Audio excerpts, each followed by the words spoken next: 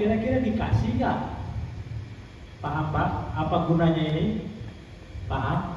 Menyiapkan wadah yang mulia, wadah yang baik, wadah bahagia, sakinah, mawadah, warahmah, sehat walafiat, rezeki lancar, bahagia.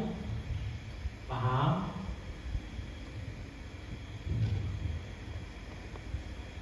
Saya jelaskan nih hari ini malam ini. Paham Pak ya? Pahami dulu nih. Ini saya cerita tentang pemimpin nih, orang-orang mulia semua nih. Ini orang mulia semua. Bapak mau jadi dewan, siapkan wadah tempat bahwa saya layak jadi dewan. Ini saya cerita dulu nih. Ini nanti poinnya di sini titik kesadaran.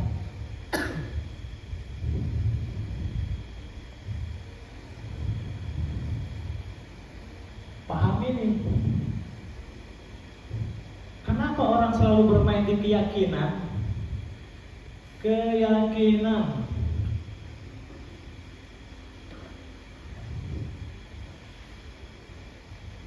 Padanannya apa Pak keyakinan? Keragu-ragu. Saya tidak ngajarin Bapak di keyakinan, tapi saya ngajarin Bapak di titik kesadaran. Sadar diri, Bapak itu pemimpin, pasti punya anak buah. Kalau saya ajarin Bapak keyakinan, pasti muncul keragu-raguan.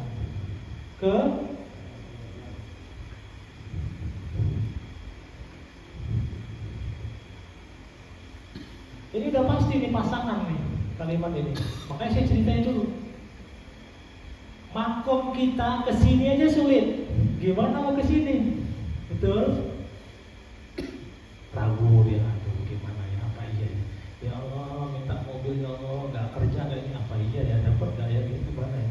Ya Allah minta istri yang sakinah, Allah kira-kira gimana ya? Wah, karena dia mainnya di keyakinan. Ya Allah saya mau jadi dewan, kira-kira gimana ya? Ya lawan begini mana? Bapak main di keyakinan. Muncul keraguan-keraguan. Gak usah Pak, naik sini nih Pak. Nah, titik kesadaran, sadar diri namanya. Bapak itu pemimpin dan setiap kita semua punya kesempatan yang sama.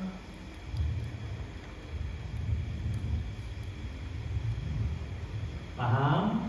Baru perasaan nih contoh, siapa yang sakit? Siapa yang sakit? Ada yang masih Pak Bapak, mana yang sakit Pak? Kanan kiri. Nah, Bapak pegang, ya. Saya mau sembuh pinggang saya. Pikiran Bapak, nyiapin wadah sembuh. Sekarang masuk ke terasa Bapak sembuh. Ketika Bapak sehat itu terasa enak gak? Masukkan rasa enaknya Pak. Dipegang, kamu sembuh ya sayang. Masukin rasa enaknya. Sembuh ya sayang. Atas izin Allah, atas ridha Allah, sembuh. Alhamdulillah rabbil alamin ya Allah. Ketika Bapak mengucap alhamdulillah, masukkan rasa sembuhnya, rasa sehatnya masukkan. Paham? Baru Bapak berdoa, ya Allah sembuhkan penyakitku ya Allah. Yang terjadi kebanyakan kita berdoa, nih pahami dulu nih. Ini gak sinkron. Ini apa lagi? Begini jalannya. Kira-kira dikabulkan gak doa? Ini yang banyak terjadi. Paham ya? Paham ya? Jadi sesederhana ini hidup Pak.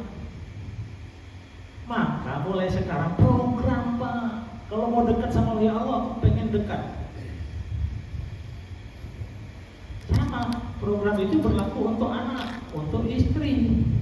Bandel kali istri, susah kali kita pula yang diatur-atur gitu. Pernah gak Bapak program? Pasti gak pernah. Ya saya dulu begitu Pak, dulu begitu.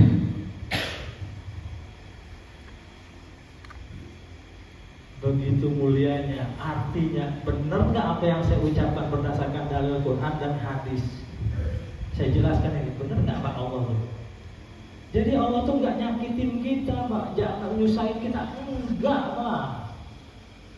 Yang membuat kita sakit, yang membuat kita itu selalu berulang-ulang. Kenapa ya kok sakitnya nggak sembuh-sembuh? Ya pindah lagi. Coba Bapak pakai pikiran. Nah ini salahnya. Oh iya, kemarin saya baru dengar Ustaz Abu Somad. Saudara-saudara, kaum muslimin muslimat, bahwa hidup ini penuh cobaan, penuh ujian. Maka kita harus sabar. Bapak ngangguk. Ya. Ketika Bapak dengar Abu Somad bilang begitu, Bapak yakin, betul kan?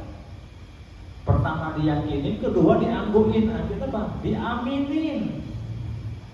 Dah, pulang tuh. Besok sakit, ganti lagi, besok sakit istri, ganti lagi, besok sakit anak. Aduh, apa? Ini apa yang salah? Bapak nggak sadar, Bapak ini program orang lain, karena Bapak nggak pernah memprogram diri Bapak, keluarga Bapak. Maka kalau ketemu orang yang ngeluh, hati-hati lah. Bro, gimana bro? Susah zaman sekarang, apalagi lepas corona nih. Satu ngomong lagi, aku lagi lebih terobos. Nah, saya ini terlalu bang. Kita dengerin, masuk program, pulang. Udah punya bisnis nih, jualan kok gak laku ya? Kok begini ya? Besok begitu lagi, besok begitu lagi. Dia tidak sadar, dia pikirannya, dia siapin wadah susah. Malaikat turun langsung susah kan? Wadahnya itu susah. Bapak berdoa, sholat tahajud, ya Allah, sampai nangis lagi, apa hidup aku begini, oh tolong ya Allah, tolong ya. Dia gak sadar. Doa didengar Pak, setiap doa itu didengar. Tapi apa yang terjadi? Wadahnya gak ada, tempatnya itu gak ada. Paham ya Pak ya? Ini cukup, ini nanti tinggal praktek Pak. Pulang ini sehari dua hari ini saya pengen Bapak tuh banyak perubahan. Perasaan, Bapak mau dewan, udah, Bapak sudah jadi dewan Pak. Perasaan Bapak sudah di kantor dewan. Saya layak dan saya pantas karena saya pemimpin. Nah, tinggal teknis Bapak di lapangan bagaimana? Bapak kan lebih pengalaman. Nah, saya ajarin doanya. Kalau perasaan Bapak sudah masuk jadi dewan, tinggal doa. Ini selaras, ada wadahnya, ini juga ada dimasukkan wadah itu, di perasaan itu, lalu doa. Ketika dua ini sinkron, doa ini pasti terkabul, Pak. Kita berdoa setiap habis sholat, banyak itu dibaca, Pak. Karena Bapak tidak paham dan tidak pernah memprogram apa yang didoa oleh imam, tidak akan terjadi. Betul apa betul? Apalagi orang NU, Pak. Wah, dari A sampai Z kita capek nunggunya, Pak. Itu udah kebanyakan doanya. Karena kita tidak paham, tidak menyiapkan tempatnya. Biasa-biasa aja. Kok makin susah hidupnya? Kok makin ini? Betul. Nah, cukup. Saya mohon apa yang saya jelasin ini dipraktekkan, Pak. Terasa gak enak, rumah gak enak, kayak ada sesuatu kalau orang kayak gitu. Nah, kebanyakan orang masuk di dimensi jin, dikerjain sama jin. Monitor, wah ini ada nampak dia, oh iya nih, betul nih. Ngapain? Bapak itu pemimpin, aku gak suka kau di sini, pergi dengan caramu sendiri. Ini rumah-rumah aku atas izin dari Allah. Silakan kamu saya tunggu, pergi Pak. Ini enggak, panggil orang pandai, panggil. Capek dikerjain. Jin itu Pak, kalau dilayani seneng dia. Makanya kenapa saya bilang rupiah kilat? Jin keluar atas izin Allah dari Allah dengan caramu sendiri ya. Saya tunggu sekarang. Mulai detekin, silakan keluar dengan caramu sendiri. Dengan caramu sendiri. Karena dia bisa masuk dengan cara dia, ya cara dia keluar. Jangan pakai cara Bapak, komat kami, baca ini, baca itu. Wah, keluar rumah. Nyangkut jempolnya Pak, masuk lagi dia. Paham Pak? Cara dia Pak, bukan letaknya di bacaan, tapi letaknya di perasaan. Pakai ini Pak, pikiran perasaan ini. Ini ada berita Pak, orang Singapura nih Pak Soimi. Pak Ustaz sekarang lain, dia ngajar apa dia tak jelas sekarang ini ya. Karena dia tidak paham Pak. Kalau bicara tentang ngaji Pak, itu ada sistem dan pola, ada terstruktur Pak. Kalau saya masukkan itu dulu, terjadi apa yang terjadi puluhan tahun yang lalu. Saya mau masa ini dulu, kalau Bapak paham ini baru masuk sistem. Format Quran itu, Masya Allah Pak, dasar sekali Pak. Pak dukun gampang Pak, kalau ngerjain dukun Pak. Siapa coba? Sebut aja. Lontar Pak ayatnya. Gini aja Pak, kaget saya lompat Pak. Dipahami dulu formatnya, strukturnya, sistemnya, polanya. Makanya kalau ada jin, ada yang disuruhkan ya. Mengapa lah ini apa itu? Tapi saya nggak bisa lihat Ustaz. Bukan mau banget keluar, itu aja Pak. Saya apa bisa lihat? Enggak Pak. Lagian ngapain dia jin, capek. Paham Pak? Paham Pak? Orang yang bisa lihat jin berarti dia ada jin di dalamnya. Saya alhamdulillah Pak. Tapi saya ngerti ketika saya butuh dimampukan oleh Allah, paham Pak? Bapak juga begitu Pak. Dimampukan oleh Allah Pak. Kenapa Bapak? Iya Ustaz kan lain, karena Bapak masih main di keyakinan. Larinya ke ragu. Apa bisa saya ini dorong kesurupan bisa? Ustaz ini gimana Ustaz? Gak gitu. Awalnya yakin, bisa muncul keraguan. Ya sembuh lah. Itu berdua Ustaz. Betul gak Pak? Betul gak? Main titik kesadaran Pak. Saya mau anak ini sembuh. Bapak siapin wadahnya ke anak ini. Atau si fulan. Saya mau sembuh, saya mau dia sembuh ya Allah. Bapak nyiapin tempatnya. Baru Bapak masuk perasaan. Semua yang ada jin di dalam tubuh dia silakan keluar dengan caramu sendiri. Atas izin Allah dan ridha Allah. Terima kasih ya Allah. Alhamdulillahirabbil alamin. Keluar sebelum diazab Allah. Ingat Pak, senjata terakhir. Keluar sebelum diazab. Paling takut dia Pak kalau dengar azab. Pasti keluar. Ingat dengan cara dia sendiri. Selesai tugas saya, betul lah. Ruqyah kilat tuh gitu Pak. Bismillahirrahmanirrahim. Masuk TV ya udah panggil Pak, kita dialog. Ayo kita dialog. Nanti kalau saya nggak ada Bapak begitu, Bapak yang maju Pak. Mohon maaf Ustaz. Tanya, apakah sesakit itu ayat itu bekerja untuk orang? Enggak. Ayat itu halus, lembut, nikmat. Kenapa kalau muntah-muntah teriak-teriak? Berarti kan ada sesuatu, betul gak? Jadi letaknya itu bukan diletak pada bacaan,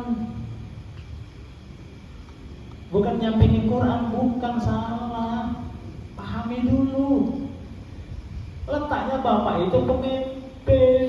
Sudah ada semua, ayat sudah ada, perasaan sudah ada, doa sudah ada, sudah. Bukan seberapa panjang mantra bacaannya. Wah kalau gitu gak usah ngaji lagi Ustaz. Ini pemahamannya ada, itu yang saya bilang tadi. Oh Ustaz tak payah ngaji lagi, enggak gitu Pak. Ketika kita sudah naik nangkopnya di sini, maka ketika apa yang saya baca, apa yang saya sholat malam, itu tanda saya bersyukur. Beda dengan Bapak sebelumnya, beda dengan saya dulu sebelumnya. Saya sholat tahajud, ada yang diminta. Itulah standar kita umat Islam, kebanyakan paham. Kita rajin itu ada yang minta, ada yang diminta. Jadi prosesnya itu sama seperti iya karena budu wa iya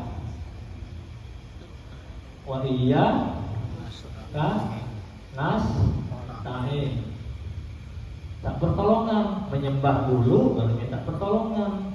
Sekarang saya tanya, apa yang selama ini yang tidak ditolong Allah selama kita hidup? Jadi pertanyaannya, pertolongan Allah dulu apa kita harus ibadah dulu? Maka robah. Kita sholat tuh wujud kita terima kasih, wujud kita bersyukur. Maka makom Bapak beda dengan sebelumnya, dengan orang-orang lain. Maka ini harus disampaikan. Maka sholatnya nikmat. ibadahnya nikmat, ngajinya nikmat, bukan dalam tekanan. Tak mau bayar besok lagi ditagih kacau.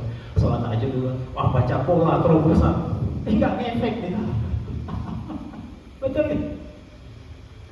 Karena selama ini ada yang salah, tapi kita bertahan merasa benar, tapi kita hidupnya penuh dengan kredit. Betul nggak? Berarti kan ada yang salah, tapi kita merasa nyaman. Inilah kita.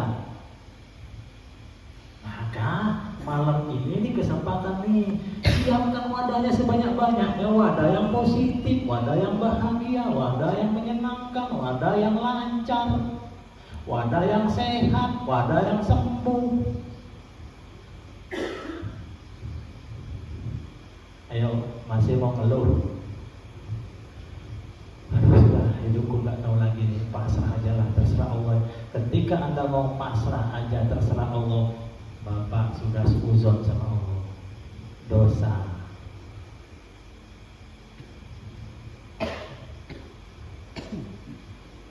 Jadi paham Pak ya, otak itu cara kerjanya untuk apa, hati itu cara. Jadi sebetulnya kesimpulannya hidup ini hanya permainan pikiran dan perasaan. Jangan diikuti dompet kosong seminggu, 2 minggu, sebulan lah, yang bertahun-tahun isi kemana? Ketika dompet kosong, rasa yang risih bertahun-tahun itu masukkan ke sini, Pak. Hitungan sehari 2 hari terisi lagi dia. Enak nggak sama Allah? Kenapa kita buat susah hidup kita? Kira-kira yang membuat susah hidup kita Allah apa kita? Pak, terjawab sudah ya? Terjawab ya? Ini ngikutin doanya Pak nih. Ini sinkron terjadi. Dah selesai.